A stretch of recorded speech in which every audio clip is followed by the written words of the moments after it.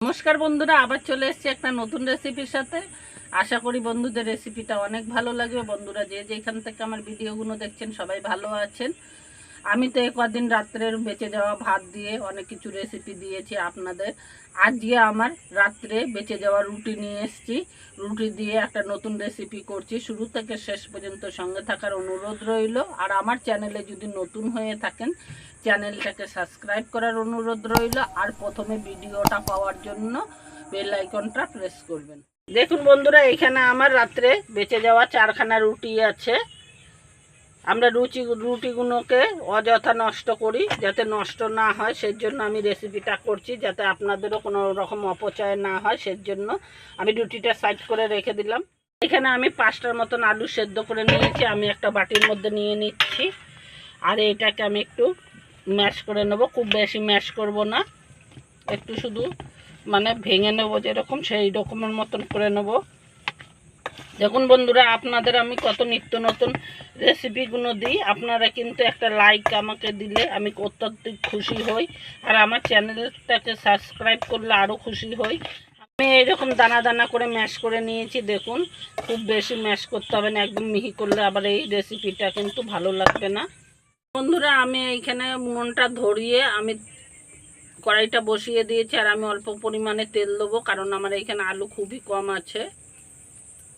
বন্ধুরা, এখানে তেলটা গরম হয়ে গেছে আর আমি 1/2 চামচের মতন 5 ফোড়ন দিয়ে দিচ্ছি এটার মধ্যে।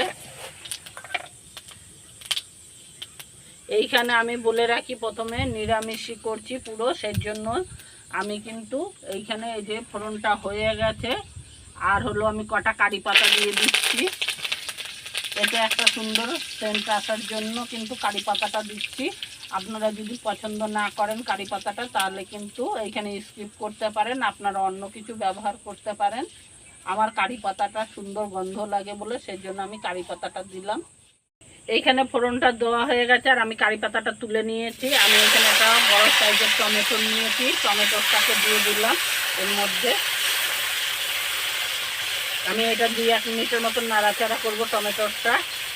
আমি সব উপকরণ যা নিয়েছি সেই আন্দাজে স্বাদ মতো নুন দিয়ে দিচ্ছি, কারণ টমেটোর উপরে নুনটা দিলে খুব তাড়াতাড়ি টমেটোটা নরম হয়ে যাবে। সেই জন্য কিন্তু আমি নুনটা আগে দিয়ে দিলাম টমেটোর উপরে।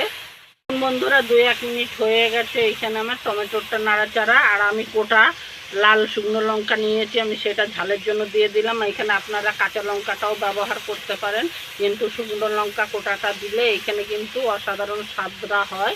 সেই জন্য আমি কোটা শুকনো লঙ্কাটাই দিলাম। এখানে 1/2 চামচের মতন, আমার যেহেতু এখানে আমি 5টা আলু নিয়েছি ছোট সাইজের, সেই জন্য হলো গিয়ে কিন্তু 1 চামচের মতনই আমি এইখানে ম্যাগি মশলা দিলাম। এই ম্যাগি মশলাটা দেওয়ার জন্য কিন্তু স্বাদ আরও বেড়ে যাবে। আপনারা যদি পছন্দ না করেন ম্যাগি মশলাটা, তাহলে এইখানে স্কিপ করে দিতে পারেন, অন্য কোনো মশলা ব্যবহার করতে পারেন। যে আমি আলুটারে ম্যাশ করে রেখেছিলাম সেই আলুগুলো দিয়ে দেবো।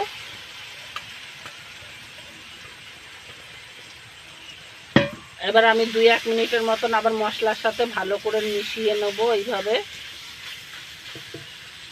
আর বন্ধুরা, এইখানে আমি কিছু বাদাম নিয়েছি, চিনে বাদাম, আমি সেটা দিয়ে দিলাম। এবার আমি সব উপকরণগুলো একসঙ্গে একটু 2-3 মিনিটের মতন নাড়াচাড়া করে ভাজা ভাজা করে নেব। 2-3 মিনিটের মতন এটাকে মশলার সাথে একটু সময় নেড়ে চেড়ে ভাজা ভাজা করে নিয়েছি। আর এটা আমি এখন নামিয়ে দিচ্ছি। নামিয়ে আমি একটু ঠান্ডা করতে দিচ্ছি, যতক্ষণ ঠান্ডা না হয় ততক্ষণ অপেক্ষা করব। দেখুন বন্ধুরা, এরকম আমি চিজ নিয়ে নিয়েছি, 15 টাকা দাম। এগুলো যে কোনো দোকানেই পেয়ে যাবেন। এটাকে আমি খুলে নিচ্ছি। যেহেতু এখানে আমার 4 পিস রুটি আছে, সেই হিসেবে কিন্তু আমি 4টে চিজ নিয়েছি। এইভাবে যদি করে দেন, বাচ্চারা খুবই ভালোবাসে খেতে বাড়ির। আমি খুলে নিয়েছি। এবার একটা গ্রেটারের সাহায্যে আমি গ্রেট করে নেব।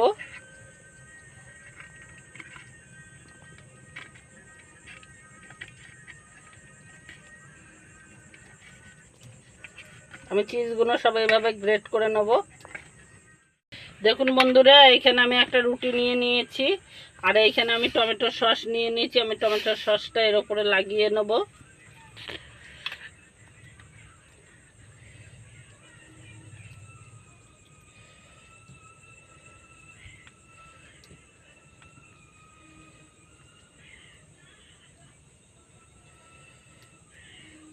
লাগিয়ে নেওয়া হয়ে গেছে। তারপর আমি যে চিজটা গ্রেট করে রেখেছিলাম সেগুলো দিয়ে দেব। এখানে গরমের চোটে চিজটা একটুখানি গায়ে গায়ে হয়ে গেছে বন্ধুরা, দেখুন।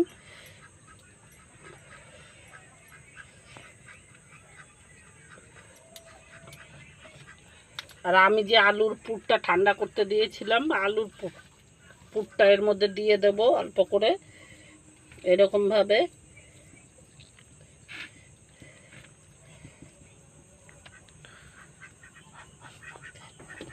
দিয়ে আমি এর উপরে আবার একটু চিজ দিয়ে দেবো। গরমে একদম গলে যাচ্ছে চিজগুলো, এত গরম পড়েছে না বন্ধুরা। এবার আমি এটাকে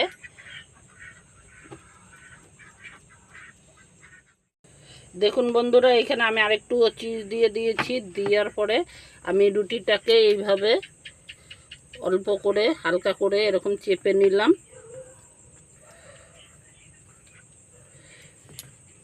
এইভাবে রুটিটা আমার রেডি হয়ে গেল। আমি এইভাবে আর বাকি যে 3টে রুটি আছে সেগুলো রেডি করে নেব। বন্ধুরা, আমি 4খানা রুটি কিন্তু রেডি করে নিয়েছি এইভাবে, দেখুন। আর আমি একটা প্যান বসিয়ে নিয়েছি, প্যানটা গরম হতে দিয়েছি। আর এইখানে আমি একটা বাটার নিয়েছি, বাটারটাকে আমি এরকম একটু একটু করে দিয়ে এটা ভেজে নেবো। এগুলোকে আগে প্যানের মধ্যে আমি মেখে নিই।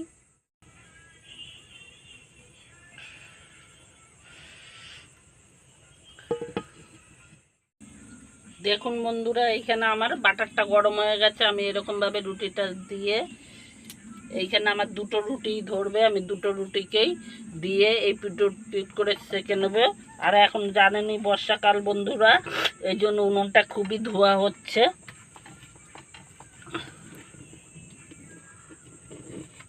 দেখুন বন্ধুরা, আমার এক পিঠটা হয়ে গেছে। আমি এইভাবে উল্টে দিচ্ছি।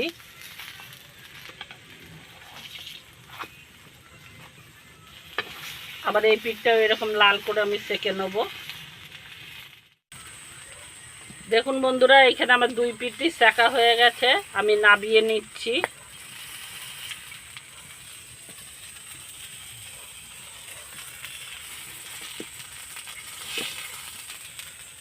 আমি এইভাবে আরও 2টোকে সেঁকে নিয়ে দেখাচ্ছি আপনাদের।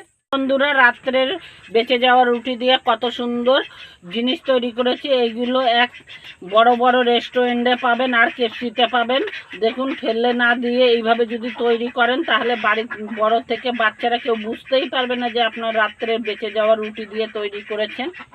এইরকম সহজ সহজ রেসিপি পেতে আমার চ্যানেলটাকে সাবস্ক্রাইব করবেন, বন্ধুদের সঙ্গে অনেক অনেক শেয়ার করবেন, লাইক দেবেন। আবার একটা নতুন রেসিপির সাথে দেখা হচ্ছে। ততক্ষণ সবাই ভালো থাকবেন। ধন্যবাদ।